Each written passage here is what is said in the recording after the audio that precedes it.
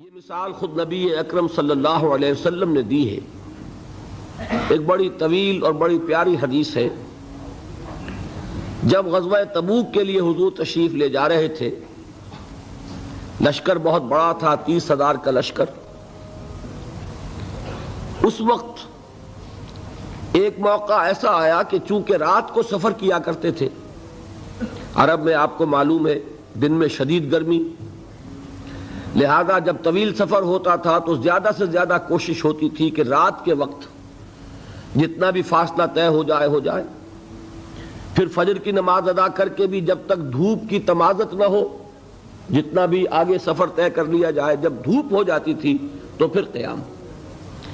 ایک مرتبہ ایسا ہوا کہ ساری رات چلتے رہے، پھر فجر کی نماز ادا کی، پھر لشکر کا کوچ ہو گیا، تو اب ظاہر بات ہے وہ وقت ایسا ہوتا ہے کہ شدید نیند کا غلبہ ہوتا ہے، تو تمام صحابہ پر نیند کا غلبہ ہو گیا۔ نتیجہ کیا نکلا کہ اب اونٹنیاں جو ہے یا اونٹ جن پر وہ سوار تھے، انہیں گویا کہ آزادی نصیب ہو گئی۔ کسی کا منہ ادھر کو اٹھ گیا ادھر چل پڑی، کسی کا ادھر اٹھ گیا ادھر چل پڑی، کسی کو کیکر کا درخت نظر آ گیا، اس میں کھڑے ہو کر ناشتہ فرمانا شروع کر دیا، اس لیے کہ جو اوپر سوار ہے وہ اونگ رہا، اور لشکر پورا منتشر ہو گیا۔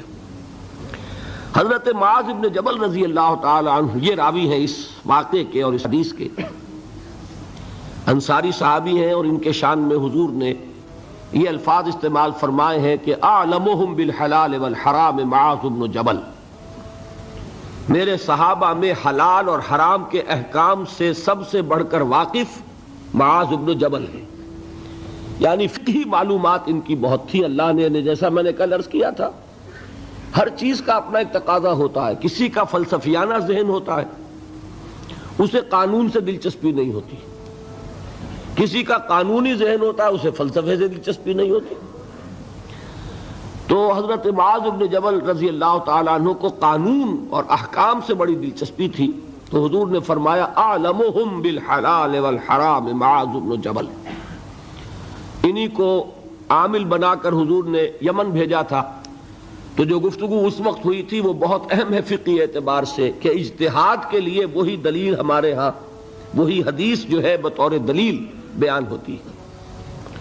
حضور نے فرمایا معاذ تمہیں میں یمن بھیج رہا ہوں، کوئی معاملہ پیش آئے گا تو کیا کرو گے؟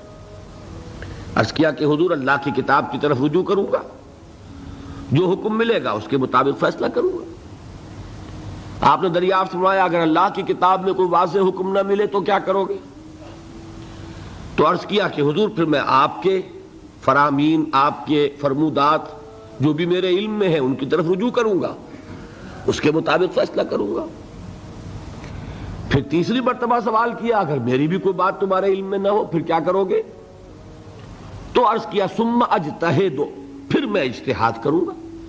تو حضور نے شاباش دی کہ یہی طریقہ ہے، یہیں سے وہ لفظ اجتہاد چلا ہے، اور اجتہاد کے لیے جو دلیل ہے نقلی منقول حضور سے وہ یہی حدیث ہے۔ بہرحال یہ تعارف ہو گیا حضرت معاذ بن جبل کا۔ وہ راوی ہیں، وہ فرماتے ہیں کہ بقیہ تو سب لوگ جو ہیں اونگ رہے تھے اور لشکر منتشر ہو گیا تھا، لیکن میں خاص طور پر حضور کے ساتھ ساتھ لگا رہا۔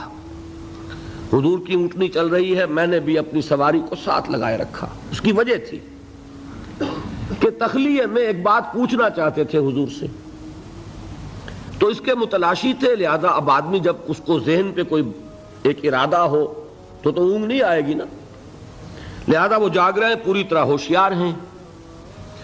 حضور کی اونٹنی چلی جا رہی ہے، اور آپ جب اونٹ پر سوار ہوتے تھے تو ایک کجاوا سا ہوتا تھا، پردے ہوتے تھے اس پر، تو حضور اپنے ان پردوں میں ہیں۔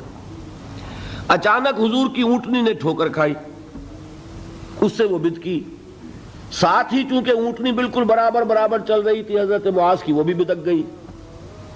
اب یہ جو ایک گڑبڑ ہوئی تو حضور نے اپنے اس ہودج کا پردہ اٹھایا اور چاروں طرف دیکھا تو نظر آیا کہ پورا لشکر منتشر ہو چکا ہے، فارمیشن نہیں ہے، اور صرف معاذ ہے قریب۔ تو آپ نے پکارا یا معاذ۔ اب انہیں اور کیا چاہیے تھا؟ اسی وقت کے لیے تو یہ سارا انہوں نے اہتمام کیا تھا۔ انہوں نے عرض کیا لبیک یا رسول اللہ، میں حاضر ہوں اللہ کے رسول۔ حضور نے پھر آواز دی ادنو دونک، اور قریب آ جاؤ، قریب ہوئے، ادنو دونک اور قریب آ جاؤ، یہاں تک کہ الفاظ یہ ہیں کہ دونوں اونٹنیاں ایک دوسرے سے مس کرنے لگیں، بالکل برابر برابر۔ حضور نے فرمایا معاذ سے رضی اللہ تعالی عنہ کہ میں نہیں سمجھتا تھا کہ لشکر اس طرح منتشر ہو گیا ہوگا اور لوگ مجھ سے اتنے فاصلے پر ہوں گے۔ اب اس کی جو اصل اہمیت ہے اس کو سمجھ لیجئے کہ اس طرح حضور کا تنہا چھوڑ دیا جانا یہ تو بہت خطرناک ہے۔ عام حالات میں بھی کوئی کمانڈر ہو، سپہ سالار ہو، وہ اس طرح اکیلا رہ جائے تو دشمن کو موقع ملے۔ تو حضور نے اس انداز میں فرمایا ما کنت احسب الناس کا مکانہم من بعد، میں نہیں سمجھتا تھا کہ اتنے فاصلے پر ہوں گے لوگ۔ تو میں عرض کیا کرتا ہوں یہ موقع ہوتا ہے اگر ہم جیسا کوئی ہوتا تو وہ اپنی خاص خدمت کا ذکر کرتا، دیکھیے حضور، اور دوسرے لوگوں کی تنقیص کرتا، لوگوں کو خیال ہی نہیں ہے، توجہ ہی نہیں کرتے، اور میں تو بالکل آپ کے ساتھ لگا ہوا ہوں۔ اس کے برعکس طرز عمل تھا حضرت معاذ کا۔ انہوں نے عرض کیا حضور لوگ رات بھر جاگتے رہے ہیں، اب نیند کا اثر ہو گیا ہے، تو فی اثر الدلجہ، اس کی وجہ سے لوگ اونگ گئے ہیں، تو اونٹنیاں جو ہے اب آزاد ہو گئی ہیں۔ اب اس کا جواب سنیے، حضور نے بھی کوئی تکلف فرما کر اپنے آپ کو سپر ہیومن کی حیثیت سے پیش کرنے کی کوشش کبھی نہیں کی۔ آپ نے فرمایا وَأَنَا كُنْتُ نَاعِسًا، ہاں میں تو خود بھی اونگ رہا تھا صلی اللہ علیہ وسلم۔ یعنی یہ معاملہ جو ہے انہوں نے معذرت پیش کی سب کی طرف سے، حضور نے وہ معذرت بھی قبول کی اور اتنی بڑی بات فرما دی انا كنت ناعسا، ہاں بات بالکل ٹھیک ہے، میں خود بھی اونگ رہا تھا۔ اب انہیں جو موقع ملا اور انہیں یہ اندازہ ہو گیا حضور مجھ سے اس وقت بہت خوش ہیں کہ میں جاگ کر چوکس ہو کر پوری طرح ساتھ ساتھ چلا آ رہا ہوں، تو اب حضرت معاذ عرض کرتے اذن لی، حضور مجھے اجازت دیجئے ان اسألک عن شیء، کہ میں آپ سے ایک سوال کروں، قد امرضتنی واسقمتنی واحزنتنی، جس نے مجھے نہایت دلگیر کر دیا ہے، غمگین کر دیا ہے، نہایت مجھے مریض کر دیا ہے، یعنی ایک ایسی دھن مجھ پر سوار ہے، میں سوچ سوچ کر بیمار ہو گیا ہوں۔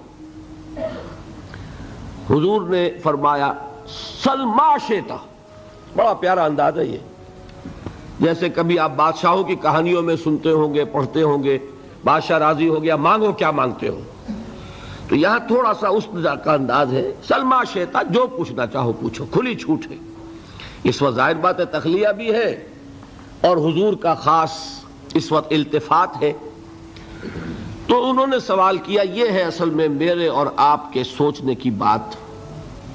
صحابی ہیں، صحابہ میں اس درجے کے حامل ہیں کہ حضور نے سپرلیٹو ڈگری استعمال کی ہے خاص اعتبار سے، افعل التفضیل اعلمهم بالحلال والحرام معاذ بن جبل، صحابہ میں حلال اور حرام کے سب سے زیادہ جاننے والے معاذ بن جبل ہیں۔ حضور کے نکاحوں میں ان کا وہ مقام ہے کہ یمن کا گورنر بنا کر بھیجا ہے، لیکن انہیں کیا فکر دامنگیر ہے۔ عرض کرتے ہیں حضور مجھے وہ بات بتا دیجئے، حدثنی بشیء یدخلنی الجنہ ویباعدنی عن النار، حضور مجھے وہ ایک بات بتا دیجئے جو مجھے جنت میں داخل کرا دے، جہنم سے چھٹکارا دلا دے۔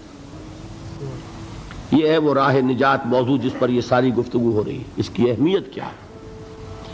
انہوں نے یہ نہیں سمجھا کہ ہمارے لیے تو نجات ٹیکن فار گرانٹڈ ہے، ہمارے لیے تو جنت میں سیٹ ریزرو ہے، ہم محمد کے صحابی ہیں صلی اللہ علیہ وسلم، ہمارے لیے کیا سوال، محاسبہ ہوگا اوروں کا ہوگا، جزا سزا ہوگی اوروں کو ہوگی، نہیں۔ ان صحابی کو یہ فکر دامنگیر ہے، اور کیا الفاظ کہے، قد امرضتنی واسقمتنی واحزنتنی، مجھے تو اس فکر نے بیمار کر دیا ہے، مجھے سخت غمگین بنا دیا ہے۔ مرض اور سقم، سقیم، انی سقیم، یہ معلوم ہوگا آپ کو، بیمار کو کہتے ہیں، اور مرض تو ہے قد امرضتنی واسقمتنی واحزنتنی۔ اب اس کا جواب حضور نے جو دیا وہ اس وقت اس کے پورے الفاظ مجھے یاد نہیں، لیکن وہ وہی ہے جو سورۃ العصر میں آ رہا ہے ہمارے سامنے۔ شہادت دو اللہ کے سوا کوئی معبود نہیں اور میں اس کا رسول ہوں، اس پر جم جاؤ، اور اللہ کے ساتھ شرک ہرگز نہ کرو، اور اسی پر تمہاری موت واقع ہو جائے، تم جنت میں داخل ہو جاؤ گے۔ اچھا، جواب تو مل گیا۔ اب شرک کے معنی کیا ہے وہ ایک تقریر مکمل ہوگی، صرف یہ ہے کہ ان الفاظ میں تو یوں سمجھیے نہ کہ مضامین کے دریا ہیں جو کوزے میں بند کیے گئے۔ جو بات اس وقت مجھے بتانی تھی وہ یہ تھی، اس کے بعد اب حضور خود ایک سوال کرتے ہیں، یعنی میں کہا کرتا ہوں کہ اب دریائے سخاوت جوش میں ہے، تم نے جو پوچھا تھا پوچھ لیا، میں نے جواب دے دیا۔ افلا ادلک یا معاذ، تو اے معاذ کیا میں تمہیں یہ نہ بتاؤں براس ھذا الامر وعمودہ وذروۃ السنام منہ، کہ یہ جو دین ہے ہمارا، اس کی جڑ کیا ہے، اس کا تنا کیا ہے، اس کی چوٹی کیا ہے۔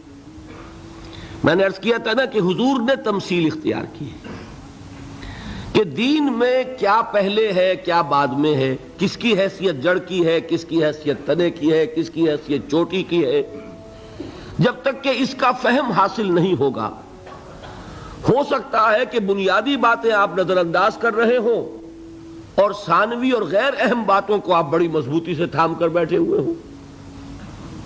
اسی کو کہا تھا حضرت مسیح علیہ السلام نے یہودی علماء پر تنقید کرتے ہوئے کہ تم مچھر چھانتے رہتے ہو اور سموچے اونٹ نگل جاتے ہو، بڑے بڑے گناہ تو کر رہے ہو اور چھوٹی چھوٹی باتوں کے اوپر دست و گریبان، مناظرے اور جھگڑے۔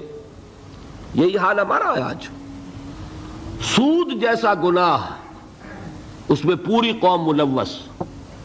جھگڑا کس پر ہو رہا ہے کہ رفع یدین ہے یا نہیں ہے، ہاتھ یہاں بدیں گے یا یہاں بدیں گے، اس پر تو جھگڑے ہیں۔ من دیگرم تو دیگری، اس پر فرقے بازی۔ لیکن سود، رشوت، حرام خوری، یہ سب کر رہے ہیں۔ حالانکہ یہ ہے جڑ کی بات، وہ ہے ثانوی بات۔ اسی کو کہا کرتے ہیں کہ اشرفیاں لٹیں اور کوئلوں پر مہر۔ کس قدر حماقت ہے، اشرفیوں کی حفاظت نہیں ہو رہی، کوئلوں کی حفاظت ہو رہی۔ یہ کیوں ہوتا ہے؟ سینس آف پروپورشن نہیں رہتا، کس چیز کی کیا اہمیت ہے، نسبت و تناسب درست رہے، دین میں جڑ کیا ہے، تنا کیا ہے۔ اب یہ تشریح حضور نے فرمائی اور اس کے لیے تمثیل اختیار فرمائی، وہ کس سے کی ہے؟ وہ درخت کی ہے۔ درخت کی ایک جڑ ہے، درخت اس پر کھڑا ہے، غذا وہاں سے مل رہی ہے، جڑ سوکھ جائے گی درخت سوکھ جائے گا۔ پھر تنا ہے، پھر اس کے اوپر چوٹی ہے۔ درخت جو آپ لگاتے ہیں، فرض کیجئے آم کا درخت لگایا تو کیا جڑ کے لیے لگایا یا تنے کے لیے لگایا؟ آپ نے تو درخت لگایا ہے آم کے لیے، آم لگتا ہے چوٹی پر جا کر، لیکن جڑ کے بغیر تنا نہیں، تنے کے بغیر چوٹی نہیں، چوٹی نہ ہو تو آم نہیں۔ اس تمثیل کو ذہن میں رکھیے کہ آپ نے فرمایا افلا ادلک یا معاذ، اے معاذ تم نے جو سوال کیا وہ تو میں نے جواب دے دیا، مزید کیا میں تمہیں یہ نہ بتاؤں کہ براس ھذا الامر، اس کی جڑ کیا ہے، وعمودہ، اس کا تنا کیا ہے، اور ذروۃ السنام منہ، اس کی چوٹی کیا ہے۔ حضرت معاذ کو کیا کہنا تھا اس کے جواب میں؟ بے ابی انت و امی یا رسول اللہ فقلنی، حضور مجھ پر، آپ پر میرے ماں باپ قربان ہو، ضرور فرمائیے، اور کیا چاہیے۔ اب آپ نے فرمایا راس ھذا الامر شہادت ان لا الہ الا اللہ محمد رسول اللہ، کلمہ شہادت اس کی جڑ ہے۔ وعمودہ، اور اس کا تنا کیا ہے؟ اقام الصلاۃ و ایتاء الزکاۃ، نماز کا قائم کرنا، زکوٰۃ کا ادا کرنا۔ اور اس کی چوٹی کیا ہے؟ وضربۃ السنام منہ الجہاد فی سبیل اللہ. یہ مثال خود نبی اکرم صلی اللہ علیہ وسلم نے دی ہے. ایک بڑی طویل اور بڑی پیاری حدیث ہے. جب غزوہ تبوک کے لیے حضور تشریف لے جا رہے تھے، لشکر بہت بڑا تھا، 30,000 کا لشکر. اس وقت ایک موقع ایسا آیا کہ چونکہ رات کو سفر کیا کرتے تھے، عرب میں آپ کو معلوم ہے دن میں شدید گرمی،